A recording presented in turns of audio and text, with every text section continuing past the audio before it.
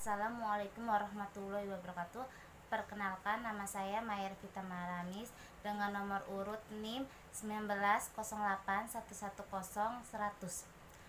Di sini saya akan menjelaskan model pembelajaran problem based learning bahasa Indonesia pada materi teks ceramah kelas 11 SMA.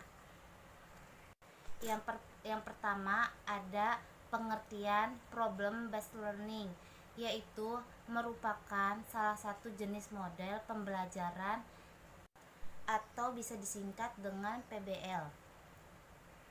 Penerapan model pembelajaran problem based learning ini menggunakan suatu pendekatan untuk mengenal permasalahan yang terjadi pada dunia nyata terlebih dahulu, lalu dilanjutkan untuk mencari solusinya. Menurut ahli bernama Triyanto, mengatakan model ini sangat berguna untuk pengajaran rangkaian tingkat tinggi. Yang kedua, ada ciri-ciri karakteristik pembelajaran based learning. Yang pertama ada pengusulan masalah atau pertanyaan. Yang kedua, kesinambungan dengan masalah dan disiplin ilmu. Yang ketiga, penyelidikan yang dapat dipercaya.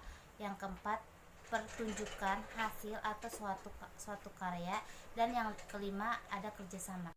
Yang ketiga, ada tahap metode pembelajaran based learning. Yang pertama, menyadari masalah. Yang kedua, merumuskan masalah.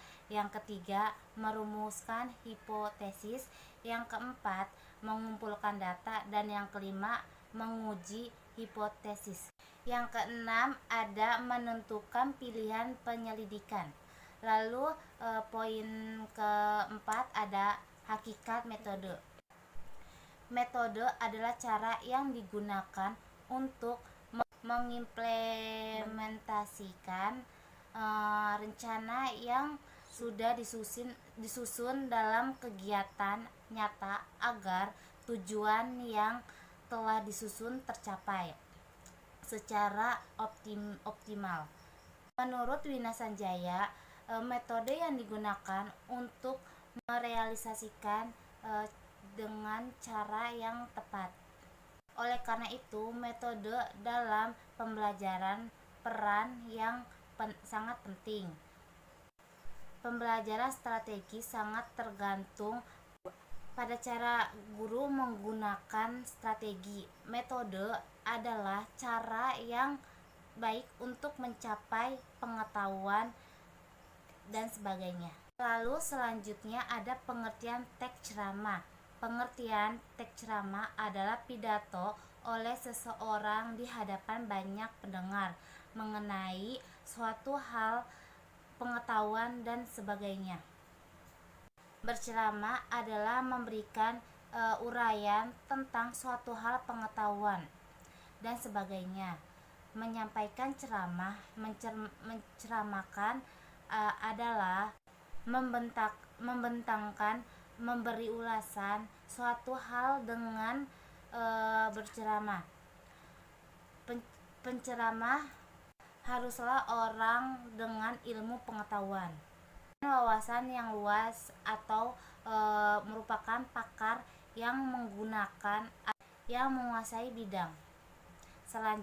Selanjutnya ada ciri-ciri ceramah. Yang pertama, ada sesuatu yang dijelaskan atau diinformasikan untuk memperluas pengetahuan para pendengar. Yang kedua, disampaikan oleh seseorang yang memiliki keahlian atau yang dianggap pakar dalam bidang atau disiplin ilmu yang diceramahkan. Yang ketiga, terdapat ajakan atau persuasi untuk mengubah sikap atau melakukan tindakan terhadap materi yang dibicarakan. Yang keempat, berisi argumen untuk menguatkan topik yang dibicarakan. Yang kelima, memiliki fakta dan data yang memperkuat arah antara pembicara. 5. Memiliki fakta dan data yang memperkuat argumen dalam teks. Yang keenam, terdapat komunikasi dua atau banyak arah antara pembicara dan pendengar berupa dialog atau tanya jawab. Selanjutnya ada tujuan teks ceramah. Yang pertama, informasi atau instruktif. Yang kedua, persuasif. Yang ketiga, argumentatif. Yang keempat, deskriptif. Yang kelima, rekreatif. Yang keenam, naratif. Selanjutnya ada struktur teks ceramah. Yang pertama, pembuka atau tesis, yang berupa pembuka, pengenalan atau isi masalah pengetahuan hingga pandangan ceramah mengenai topik yang dibahas. Yang kedua ada isi atau rangkaian argumen, merupakan argumen-argumen penceramah yang berkaitan dengan topik yang dibicarakan pada pembukaan atau tesis. Yang ketiga ada penutup atau penegasan kembali, yaitu penegasan kembali mengenai apa yang disampaikan dalam ceramah. Yang selanjutnya ada kaidah kebahasan teks. Yang pertama, banyak memakai kata ganti orang pertama, tunggal, dan kata ganti orang kedua jamak sebagai sapaan. Yang kedua, banyak menggunakan kata teknis atau penunjukan hubungan yang sesuai dengan topik yang dibahas. Yang ketiga, menggunakan kata-kata yang menunjukkan hubungan sebab akibat atau argumentasi. Contohnya adalah dengan demikian akibat, atau karena itu maka sebab, dan lain-lain. Keempat, banyak memakai kata kerja, misalkan memprihatinkan, memperkirakan, mengagumkan, dan memperkirakan. Diharapkan, berasumsi, menyimpulkan, dan berpendapat. Yang kelima, menggunakan kata-kata persuasif seperti diharapkan, sebaiknya, hendaklah, perlu, harus. Yang terakhir, teks ceramah juga banyak menggunakan kalimat majemuk bertingkat. Siswa akan dilatih untuk berpikir kritis serta menemukan solusi. Ada 6 ciri diantaranya. Yang pertama, kegiatan belajar dimulai dan pemberian sebuah masalah. Yang kedua, masalah yang disuguhkan masih berkaitan dengan kehidupan nyata para siswa. Yang ketiga, berorganisasi, pembahasan antara masalah bukan disiplin ilmu. Yang keempat, diberi tanggung jawab maksimal dalam menjalankan proses belajar secara langsung. Yang kelima, siswa dibagi kolaborasi. Yang keenam, siswa harus mendominasikan kinerja yang sudah dipelajari. Adapun langkah-langkah metode pembelajaran problem based learning. Yang pertama yaitu orientasi siswa pada masalah. 2. Berorganisasi siswa. Yang ketiga, membimbing menyelidikkan. Yang keempat, mengembangkan hasil karya. Dan yang kelima, analisis dan evaluasi. Adapun kelebihan dari metode pembelajaran based learning, yaitu yang pertama, metode yang efektif untuk memahami isi pelajaran. Yang kedua, menantang kemampuan siswa serta memberikan keputusan untuk menemukan pengetahuan baru bagi siswa. Yang selanjutnya, meningkatkan materi yang selama ini diajarkan ke dalam kehidupan nyata. Mengembangkan pengetahuan dari brainstorming. Yang selanjutnya, belajar bertanggung jawab atas pembelajaran yang dilakukan.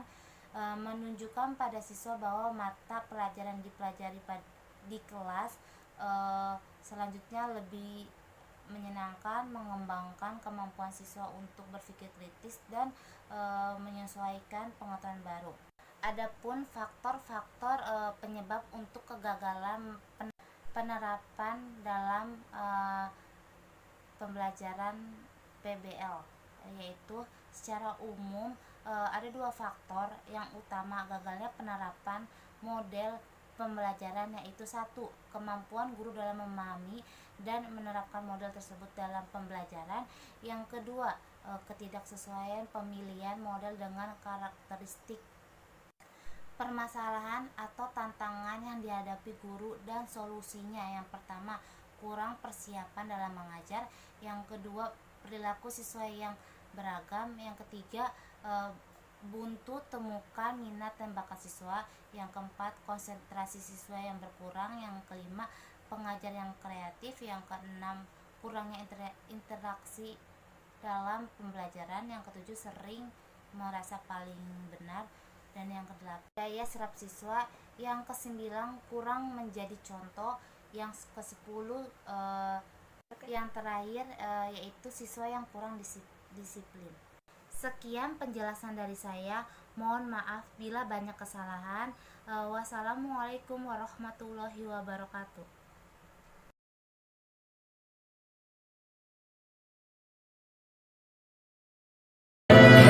Start counting all the days. Forever I will stay with you and only you. Go far and I'm about. Come back and calling out to me.